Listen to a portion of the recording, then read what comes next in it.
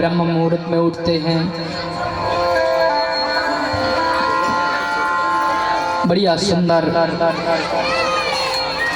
घर में सहपरिवार के साथ कुशल मंगल रहते हैं और सभा में जाते हैं। तो उसी सभा में पत्र आते हैं कि जरासंध ने 20,800 राजाओं को बंदी बना लिया है। इस तरह सुनते हैं भगवान। तो प्रभु बोले उनसे बोलना कि हम वहां आएंगे। प्रभु बोलते हैं कि हम शीघ्र ही वहां आएंगे।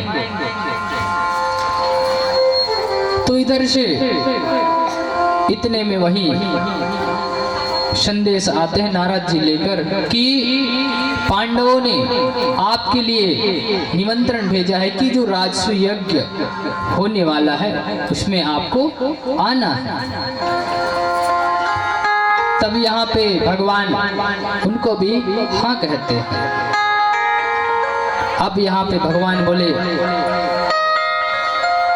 कि ठीक है, हम सब परिवार पहुंच जाएंगे। अब इधर नारद जी वहां से चले गए और यह भगवान उद्धव जी से बोले कि उद्धव, मैंने तो दोनों जगह हाँ बोल दिए, कैसे करें? तब कहते हैं कि प्रभु, जब तक हम वो राजसूय यज्ञ में नहीं जाएंगे वो होगा नहीं संपन्न। तब कहते हैं कि महाराज, पहले हमें पांडवों के राजसूय यज्ञ में चलना चाहिए। पहले पांडवों के राजसूय यज्ञ में चलना चाहिए, तभी समय होगा। और जब जरासंध को जीत लिया जाए तभी जीत लिया जाए। और आज सहपरिवार गाजे बाजे के साथ राजसूय यज्ञ में पहुंच रहे हैं। तो पांडवों ने भगवान का दिव्य स्वागत किए, फूलों से वर्षा करने लगे कि भगवान आ रहे हैं अपने सहपरिवार के साथ राजसूय यज्ञ में। सत्कार के सेवा सत्कार कर रहे हैं, बढ़िया सुंदर। तो यहाँ एक दिन युधिष्ठिर जी ने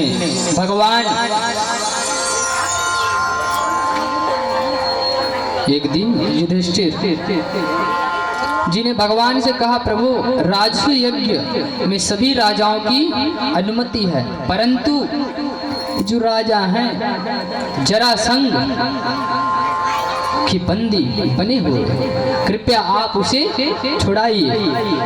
तब यहाँ पे भगवान बोले, युधिष्ठिर, तुम चिंता मत करो, हम इस कार्य को करने में स्वयं जाएंगे। तो यहाँ भगवान अर्जुन एवं भीमसेन के साथ लेकर ब्राह्मण के वेश धारण करके जाते हैं जरासंध के पास। और जरासंध को ब्राह्मणों का आशीर्वाद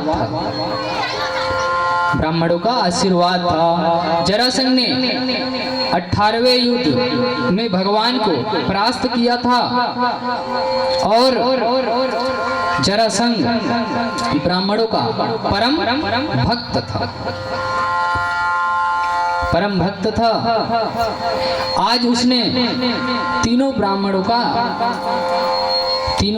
का सत्कार किया, प्रणाम किए, बढ़िया। जरासंध बोला, विप्रदेव आप आए, हमें सुंदर अच्छा लगा, क्योंकि विप्रदेव आते हैं तो घर पवित्र हो जाते हैं और उनको देखने से हमारे जीवन सही चलते हैं, अच्छे मार्ग में चलते हैं। तो प्रभु बोले, राजन, पहले हमें वचन दीजिए, वचन दो कि हम जो मांगेंगे आप दोगे। अब यहाँ पे जरासंध समझ जाते हैं कि उनके बाजू भाव को देखते हुए कहते हैं कि कलाइयों को देखते हुए कहते हैं कि सकल सूरत कलाइयों पर पड़े हुए, सकल सूरत कलाइयों पर पड़े हुए धनुष की प्रतीक्षा की जब देखकर वह पहचान गया कि ये ब्राह्मण नहीं, ये एक क्षत्रिय है। उनके जब हाथों को देखे तो पहचान गए। तो भी से कहते हैं कि फिर सोचा कि क्षत्रिय होते हुए भी ब्राह्मण का भेष बनाकर आए हुए हैं। तो यहाँ पे कहते हैं कि जरासंध ने कहा, जो मन चाहे आपको मांगना है आप मांग सकते हैं। तो प्रभु बोले, राजन देना चाहते हो तो हमें द्वंद्व युद्ध की भिक्षा प्रदान करो, और हम भीमसेन ने दूसरा अर्जुन और मैं तुम्हारा पुराना शत्रु कृष्ण हूँ। जैसे इस प्रकार कहे तो जब भगवान ने इस प्रकार अपना परिचय दिया तो कहने लगे कि जरासंध ने कहने लगे कि हे मूर्ख, यदि तुम्हें द्वंद्व युद्ध ही चाहिए, तुम्हें अगर द्वंद्व युद्ध ही चाहिए तो मैं युद्ध की इच्छा और तुम्हें अवश्य दूंगा। इस प्रकार जैसे कहे और कहने लगे जरासंध कि तू डरपोक है, तू क्या लड़ेगा। और यहाँ पे कहते हैं अर्जुन तो अभी बच्चा है और तीसरा जो भीमसेन है ये तो मोटा तगड़ा है, मैं इससे ही युद्ध करूंगा। अब दोनों में युद्ध प्रारंभ हो गया। युद्ध चल रहा है दोनों में। 27 दिन हो गए युद्ध चलते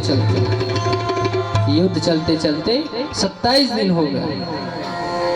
अब प्रभु से कहते हैं भीमसेन कि प्रभु मैं लड़ते लड़ते थक चुका हूँ, मैं लड़ते लड़ते थक चुका हूँ। अगर मैं कल का युद्ध करता हूँ तो मैं शायद मर सकता हूँ। मेरा अब बाहुबल पूरा थक चुका है। तो भगवान कहते हैं कि कल युद्ध में जाओगे तो मेरे तरफ को देखना। भगवान कहते हैं कि मेरे तरफ को देखना। अब जैसे युद्ध में जाते हैं, अब युद्ध छिड़ गया दोनों में, दोनों तरफ युद्ध छिड़ गए। अब जैसे भीमसेन को गदा पड़ता है, जैसे ही भीमसेन को गदा पड़ता है तब भगवान के बारे में सोचते हैं कि अरे भगवान ने तो हमें देखने के लिए कहे। तब भगवान की तरफ देखते हैं, भगवान की तरफ देखते हैं और जैसे देखते हैं भगवान की तरफ तो भगवान इशारा करते हैं, भगवान इशारा करते हैं। तो एक बार जैसे इशारा को देखे उसके बाद फिर युद्ध करने लगे। तो भीमसेन समझ गया। अब जैसे समझे युद्ध छिड़ा तो जरासंध का दोनों पैर पकड़ के फेंक दिए और वो सोचने लगा कि मैं जीत गया। तो जैसे फेंके तो उधर से मैं जीत गया करके पलट गया और भगवान की तरफ देखने लगे। तो फिर पीछे से जरासंध उसको मारता है, फिर मारता है तो फिर युद्ध छिड़ता है। ये कैसे जीवित हो गया, ये कैसे जीवित हो गया।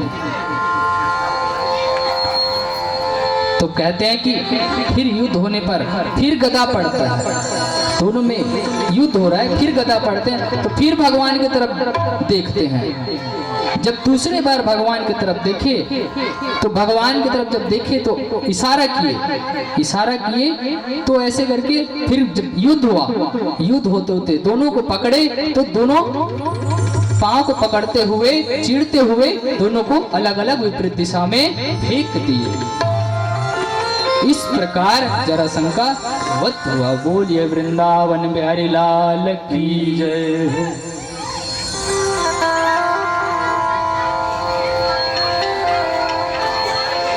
तो कहने लगे, सारे दुख को शरणागति, सारे दुख को हरने वाले हे आपने हमें इस दुष्ट कैद से मुक्त कर दिया। सभी राजाएं प्रार्थना किए कि ये जो दुष्ट राजा था जिससे आप हमें मुक्त कर दिए, हमें आपने अपनी शरणागति दिए, हम आपको प्रणाम करते हैं। इस प्रकार से भगवान का सुंदर मंत्र माना जाता है और प्रणत जनों के कलेश दूर हो जाते हैं, क्योंकि इस जो उपाख्यान को जो श्रवण करता है, जो समझता है, उसका जो कलेश है, जो मन की जो कलेश रहती है वो मिट जाती है। और हे कृष्ण, हे द्वारिकानाथ, हे गोविंद, हमारा आपको शरणागत है। इस प्रकार कहते हुए भगवान को स्मरण करते हुए वहां से चले जाते हैं। बोलिए वृंदावन बिहारी लाल की जय हो। फिर सुखदेव जी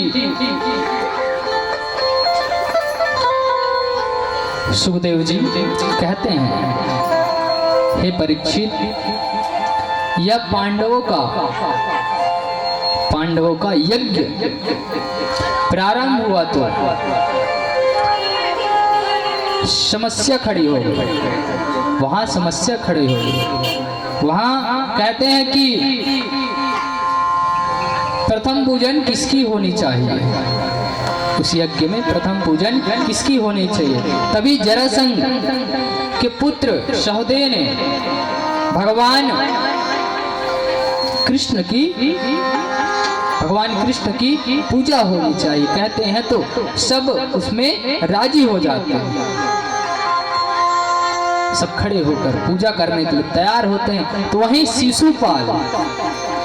शिशुपाल रहता है और कहता है कि ये क्या, ये तो चोर है, गौचर है, ग्वाला है, ये कोई भगवान नहीं है, इसकी पूजा नहीं होनी चाहिए कहने लगा और गाली देने लगा, भगवान को गाली देने लगा।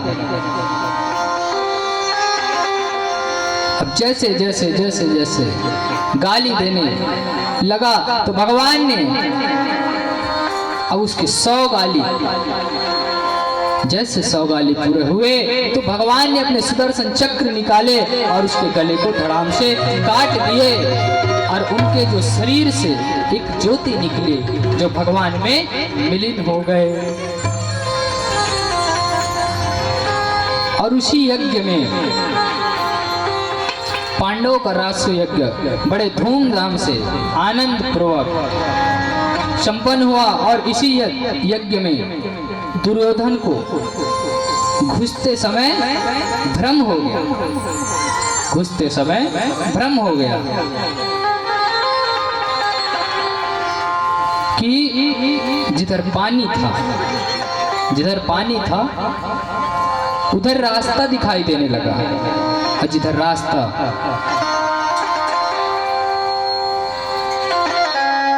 रास्ता था उधर पानी दिखाई देने लगा। और जिधर पानी था उस तरफ उस जाने का मार्ग था, उसे भ्रमित हो गया।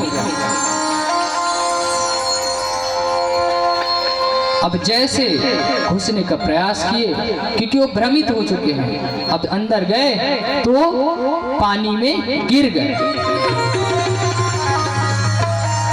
अब जैसे पानी में गिरे तो वहां हंसने लगी, द्रौपदी हंसने लगी।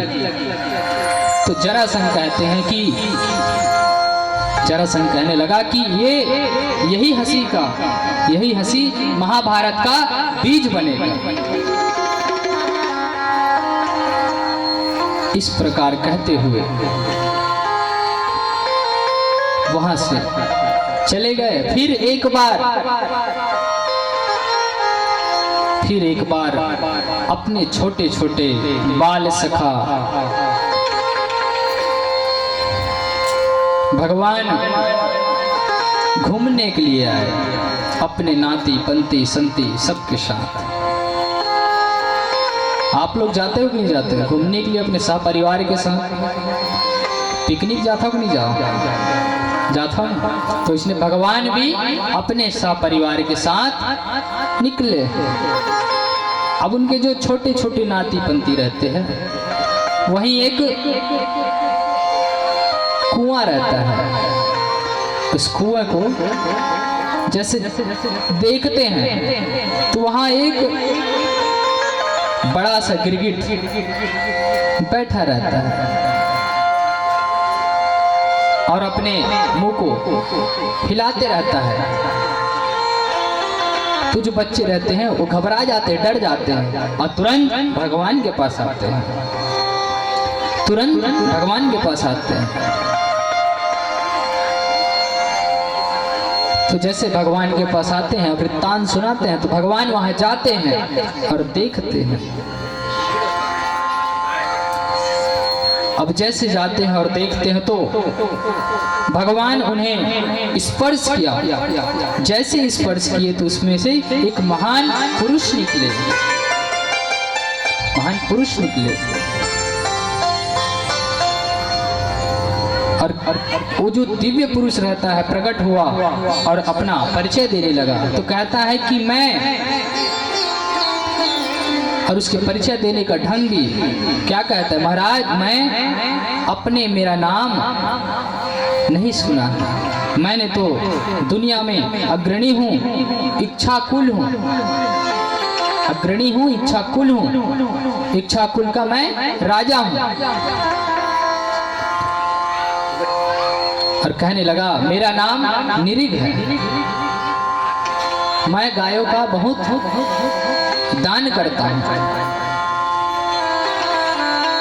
तो भगवान बोले जब तू गायों का दान करता है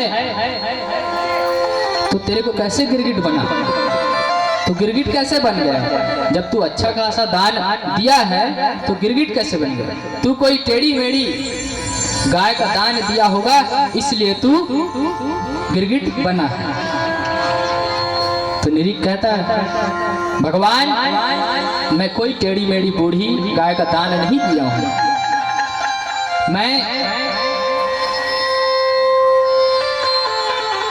मैं दान दिया हूं सिंगों में सोने और खूर में चांदी लगे हुए और दुधारू गाय का दान दिया हूं।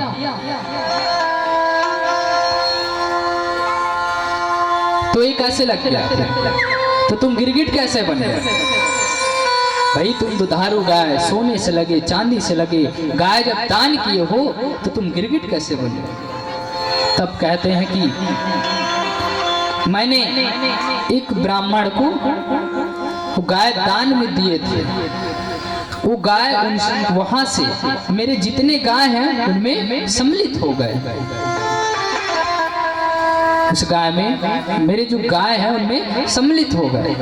अब इधर मैंने जो दूसरे ब्राह्मण आए तो उन्हें वही गाय दोबारा दान कर दिया, दोबारा दान कर दिया। तो फिर भगवान कहते हैं फिर आगे क्या हुआ? तब कहते हैं कि जो मैं पहले जो ब्राह्मण को दिया था ढूंढते ढूंढते आ रहे थे तो इधर से जो ब्राह्मण को जो दान में दिए थे वही गाय वो लेकर जा रहे थे तो दोनों में वार्तालाप हुए। कहते हैं कि ये जो गाय है मेरा है, ये जो गाय है मेरा है।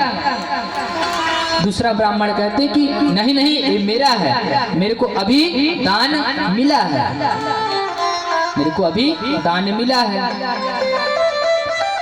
अब दोनों क्या करते हैं? निरीग के पास आते हैं, चलो फिर दोनों करके चलते हैं, आते हैं।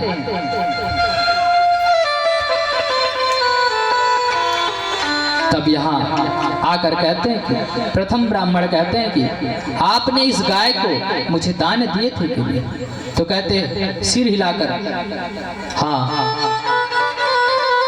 दूसरा जो ब्राह्मण रहते हैं आपने दिए थे कि नहीं? हाँ, हिला हिला कर बोल रहे हैं। अब दोनों पक्ष में हाँ ही है, बताओ दोनों पक्ष में हाँ ही है, तो निष्कर्ष नहीं निकल पा रहा है। तो दोनों ब्राह्मण ने क्रोधित होकर कि जा तू गिरगिट हो जा, कि तू सिर ही हिला रहा है तो इसलिए तू हमेशा सिर ही हिलाता है। इस प्रकार का श्राप दिया। तब वहां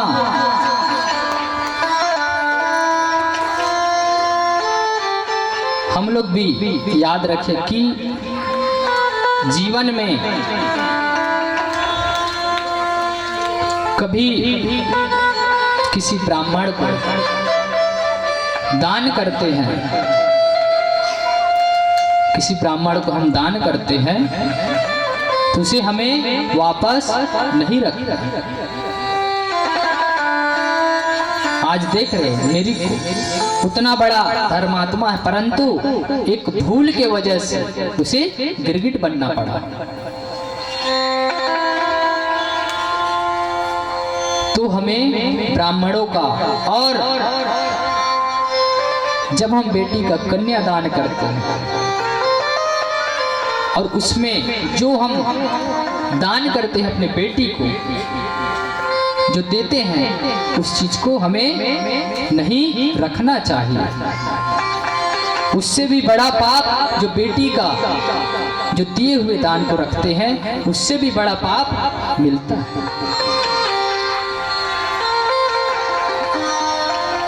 और यहाँ पे फिर कहते हैं कि तत्पश्चात जब वो निरक यमराज के पास गए तो कहते हैं कि यमराज कि पहले तुम पुण्य को लोगे कि पाप को? कहते हैं कि तुम पुण्य को लोगे कि पाप को? तो निरिक कहता है कि सबसे प्रथम मैं पाप को लूंगा। तो उसे गिरगिट योनि में भेज दिए और तत्पश्चात भगवान आए, उन्हें स्पर्श किए और भगवान की उन्हें प्राप्ति हुई। बोले वृंदावन बिहारी लाल की जय हो। तो इस प्रकार निरिक का उद्धार हुआ और हमें भी ब्राह्मणों का, बेटी का और कोई विप्रजन का हमें धन दिया हुआ चीज हमें वापस नहीं रखना है। और जब दान करते हैं, जब दान करते हैं हम, तो हम अच्छे चीजों का दान करें। किसी चीज को जब आप कोई भी चीज दान करें, तो जब दान करते हो वो सामान यूज हो, काम आए, तब महत्व है, अन्यथा नहीं है। आप कहोगे कि हमने तो महाराज को इतने सुंदर वस्त्र दिए हैं, परंतु वस्त्र काम आए तब तो। आप गाय दिए हैं, आप गाय दान कर रहे हैं, टेढ़ी मेढ़ी गाय को आप दान करोगे तो आपको फल की प्राप्ति नहीं होगी। आप अच्छे चीजों का दान करोगे, अच्छे चीजों का दान करोगे, किसी भी को दान करोगे, जब वो उस चीज को यूज करेगा और रखेगा तब आपको फल की प्राप्ति होगी। तो हमें अच्छी चीजों का दान करना चाहिए, तभी हमारा कल्याण है। बोलिए वृंदावन बिहारी लाल की जय हो। अब यहाँ सुखदेव जी कहते हैं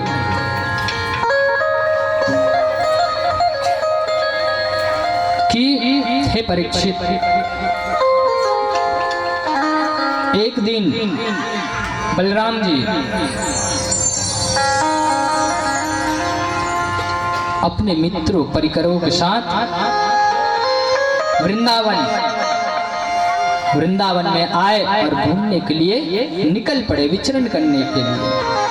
तो वही मित्रों के साथ उन्हें, और गर्मी का समय चल रहा था, बहुत पसीने से लथपथ हो गए थे। चलो यमुना जी में स्नान कर लेते हैं, कहते हैं। सभी मित्रगण कहते हैं यमुना जी में स्नान कर लेते हैं। तो यमुना जी के पास चलो चलते हैं कहते मित्रगण। तो बलराम जी कहते हैं कि अरे तुम चिंता क्यों करते हो, यमुना जी को हम यहीं बुला लेते हैं। बलदाऊ भैया कहते हैं कि ये यमुने हमारे समीप आओ, इस प्रकार कहते हैं। तो यमुना जी नहीं आते हैं, जो साथी रहते हैं हंसने लगते हैं कि तुम्हारा बात नहीं माना। तब यहाँ क्रोधित हो जाते हैं कि यमुना जी हमारे बात को नहीं माने। अब जैसे यमुना जी नहीं आए तो बलदाऊ भैया अपने हल मुसल उठाए और धड़ाम से जमीन पे पटक दिए। तो यमुना जी साक्षात प्रकट हो गए। क्षमा करे प्रभु, क्षमा करे, हम आपके पराक्रम को नहीं समझ पाए, हमें क्षमा करें। इस प्रकार से कहे तो आज भी यमुना जी बलदाऊ भैया के प्रहार की वजह से टेढ़ी मेढ़ी है। वो जो टेढ़ी मेढ़ी है ना, बलदाऊ भैया के पराक्रम की वजह से है। तो इस प्रकार बलदाऊ भैया ने यमुना जी को दर्शन दिए और अपने पराक्रम का उन्हें साक्षात दर्शन करवाया। अब यहाँ पे सुखदेव जी कहते हैं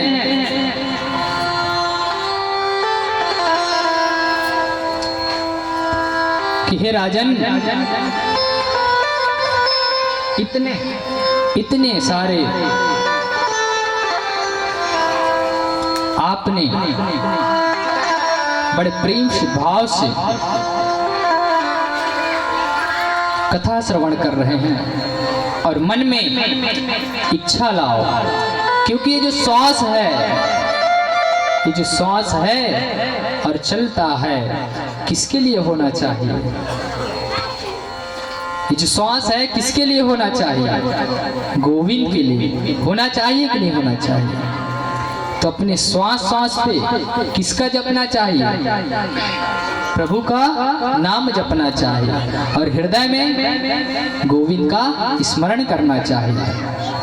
तो आइए हम भी अपने श्वास से गोविंद को स्मरण करते हैं, तो बढ़िया भजन श्रवण करते हैं, क्योंकि इस मानुष चोला में कुछ नहीं रखा है तो गोविंद का नाम ही रखा है। तो आइए बढ़िया सुंदर सांसों की माला पे सिमरू में सीताराम, बोलिए वृंदावन बिहारी लाल की जय हो।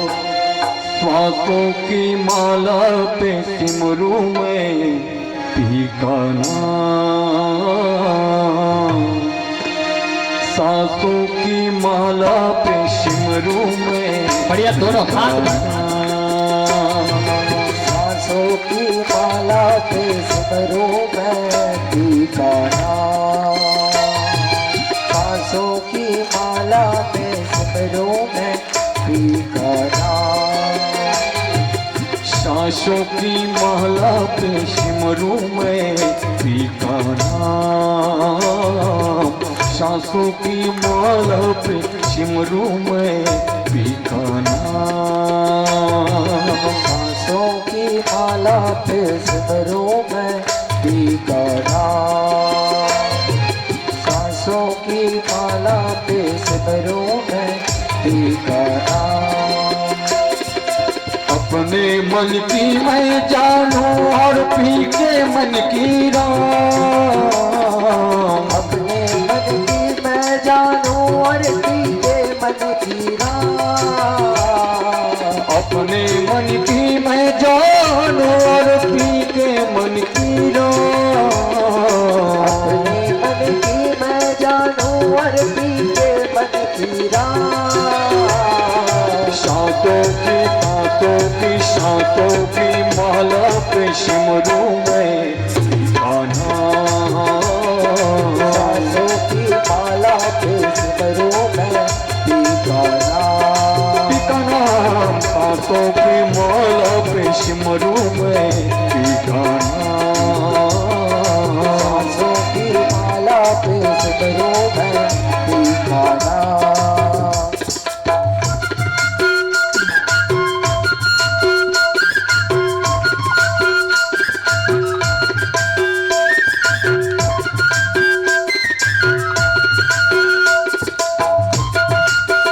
श्री राधे।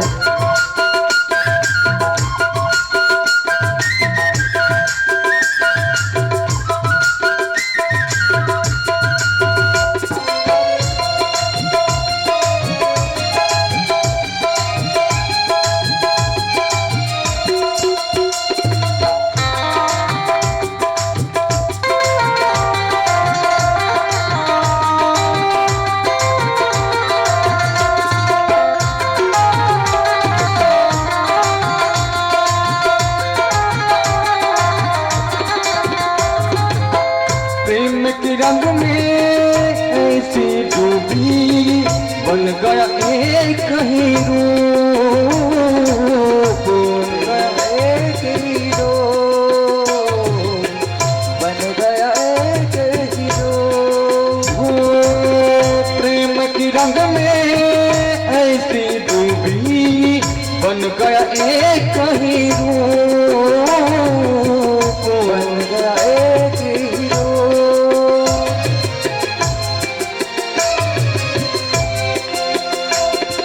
श्याम की माला जपते जपते आप भई मैं श्याम। श्याम की माला जपते जपते आप भई श्याम। ओ श्याम की माला जपते जपते आप भई मैं श्याम। श्याम की माला जपते जपते मैं आप भई श्याम। सांसों की सांसों की माला पे सिमरू मैं ठिकाना। सांसों की माला पे सिमरू मैं सीताराम। सांसों की माला पे सिमरू मैं ठिकाना। सांसों की माला पे सिमरू मैं सीताराम।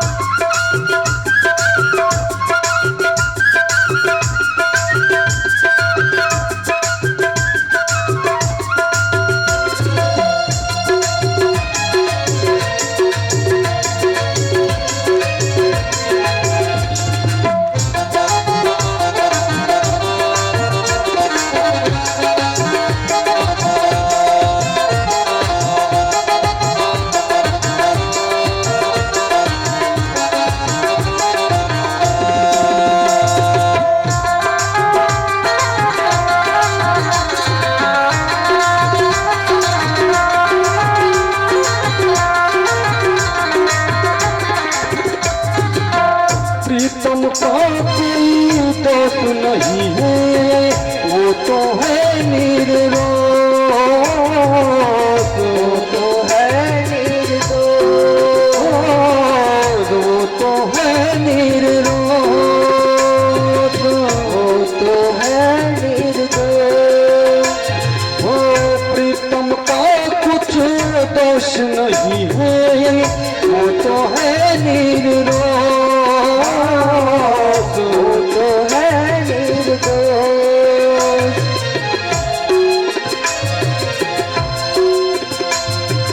अपने आप से करके हो गई मैं बदनाम। आपके दर पे हो गई मैं बदनाम। अपने आप से बात करके मैं हो गई बदनाम। आप पे डर डर के मैं हो गई बदनाम। सांसों की सांसों की माला पे सिमरू मैं ठिकाना। सांसों की माला पे सिमरू मैं ठिकाना। सिमरू में सीखा नाम।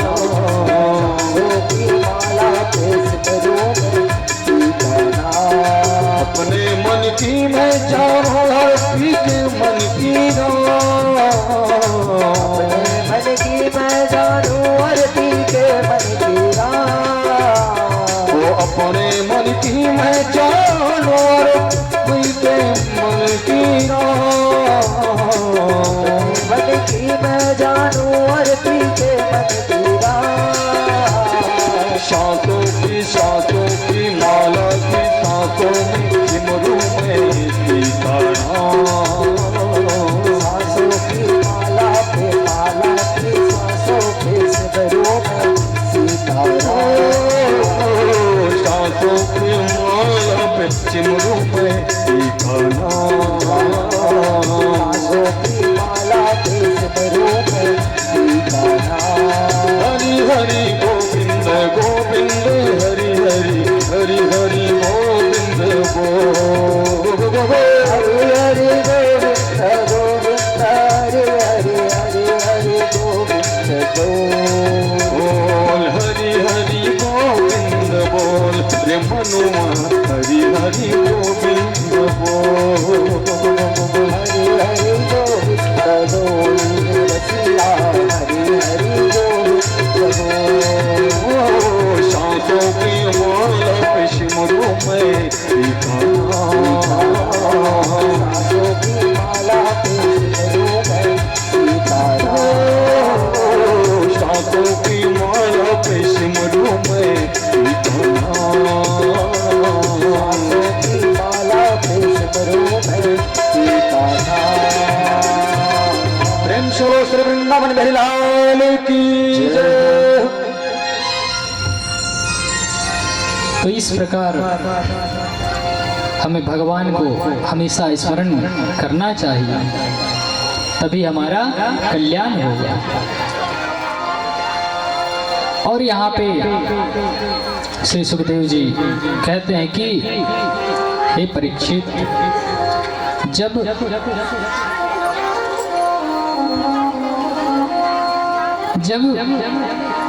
शिशुपाल साल्प और पौंड्रक मारे गए तो उसकी मित्रता निभाने के लिए दंतवक्र आया भगवान से युद्ध करने के लिए।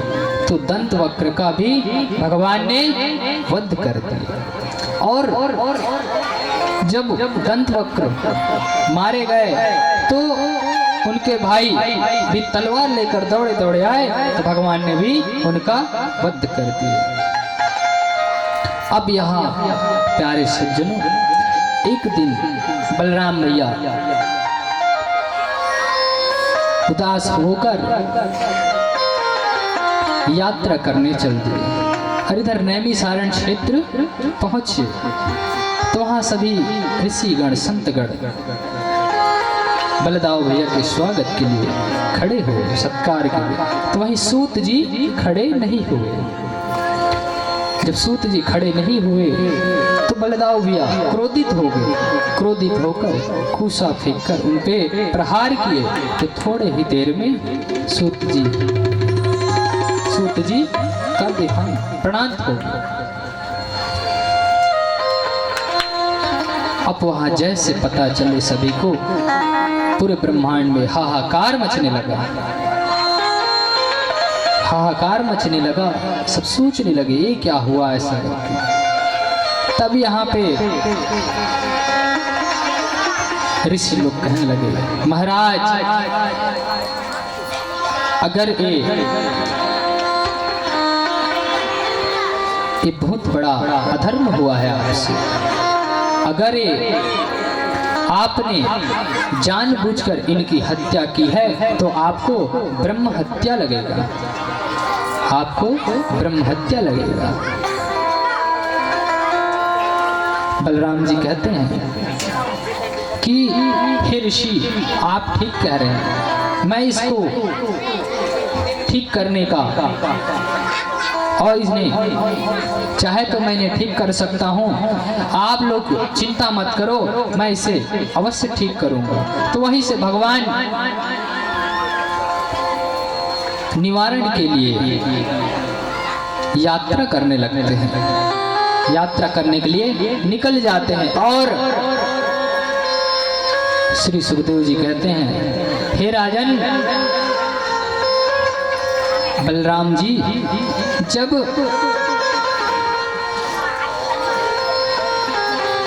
जब सूत जी का वध कर दिया तो उसके बाद बलबल नामक दैत्य भी युद्ध करने को आया और उसका भी भगवान ने संहार कर दिया। और यह देखकर ऋषिगण बड़े प्रसन्न हुए और कहते हैं, बलराम जी की स्तुति और कीर्तन करने लगे।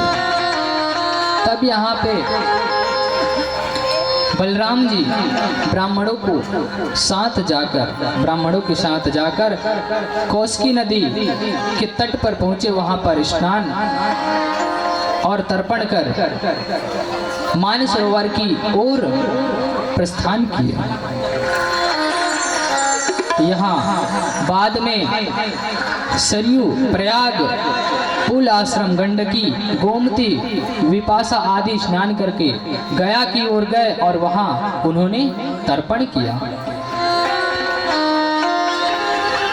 तो प्यारे भक्तों,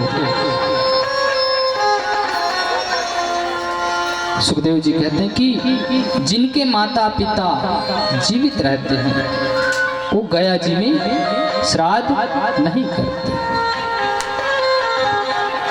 गया जी में जब तक माता पिता जीवित रहते हैं गया जी में श्राद्ध नहीं करते हैं। अब यहाँ पे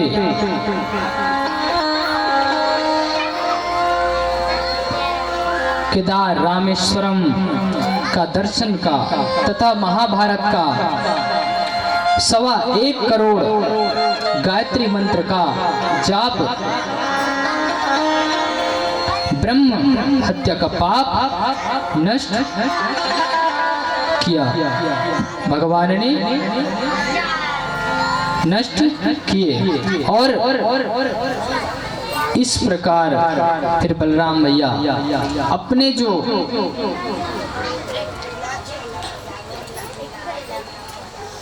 अपने ऊपर जो लगा था ब्रह्म हत्या उसको मिटाए और तीर्थों भ्रमण किया और पुनः प्रभास क्षेत्र में लौट आए।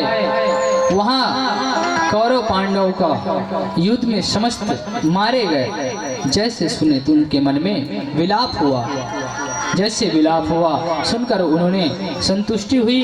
पृथ्वी का भार तो हल्का हो गया, पृथ्वी का भार हल्का हुआ। फिर बलराम नैमी सारण चले और आए, ऋषियों से विधिवत यज्ञ करवाए। बाद में कुछ जी ने उनको विशुद्ध ज्ञान का उपदेश दिया और कुछ नैमी सारण में देखकर कुछ समय नैमी सारण में रहकर बलराम जी पुनः द्वारिका वापस लौट आए। इस प्रकार ब्रह्म हत्या का भगवान ने अपने ऊपर जो पाप लगा था उसको हटाए। बोलिए वृंदावन बिहारी लाल की। अब यहाँ पे परीक्षित जी कहते हैं, सुखदेव जी से कहते हैं कि सुखदेव जी आप हमें इतने सारे कथा श्रवण करवाए, परंतु उसमें कभी कहीं दीन बंधु कभी किसी ने नहीं कहा। लेकिन यहाँ दीन बंधु कहने वाला प्रसंग है। तो कहते हैं कि ये भगवान दीन बंधु कौन है? कहते हैं कि दीन बंधु कौन है, तो ऐसा कोई हमें चरित्र सुनाइए। तो कहते हैं सुखदेव जी कि एक सुदामा नाम का एक ब्राह्मण है जो कि भगवान कृष्ण का बाल सखा है। भगवान कृष्ण को बाल सखा है, मित्र है। और उनकी पत्नी सुशीला जो बड़ी दरिद्र है। सुदामा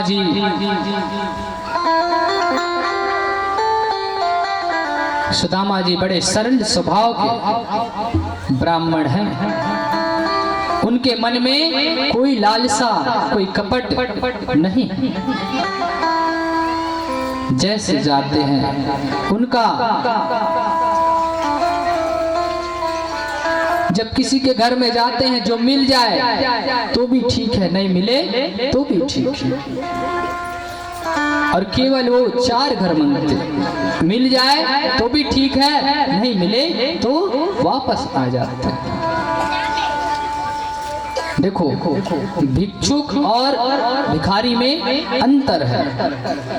भिक्षुक वो होता है जो किसी चीज का मन में लालसा नहीं रखता, और भिखारी वो है कि वो कुछ भी करके, कैसे भी करके वो मांगते जाएगा।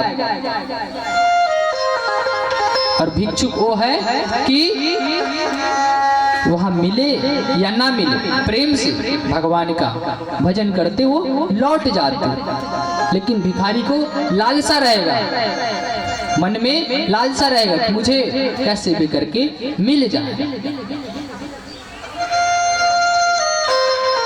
सुदामा जी में ऐसा कोई कपट लालसा मन में नहीं थी, क्योंकि उनके मन शांत थे। और वो बड़े प्रेम स्वभाव के। उनके जो कपड़े भी वस्त्र हैं वो कैसे हैं? फटे पुराने मैले, फटे पुराने मैले हैं।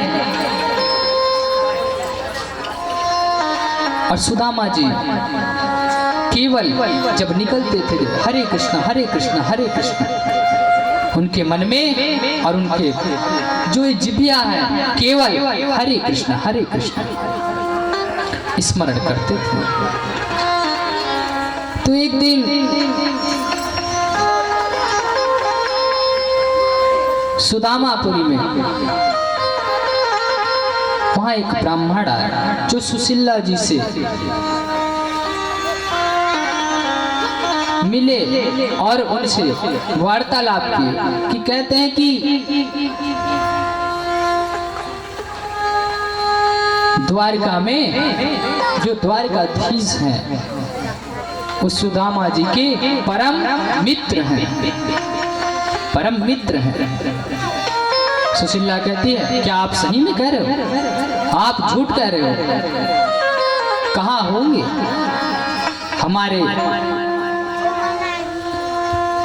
हमारे पति के ऐसे कोई मित्र हो सकते हैं? तो कहते हैं, आप अपने पति देव से एक बार पूछ के तो देखिए और वहां भेजिए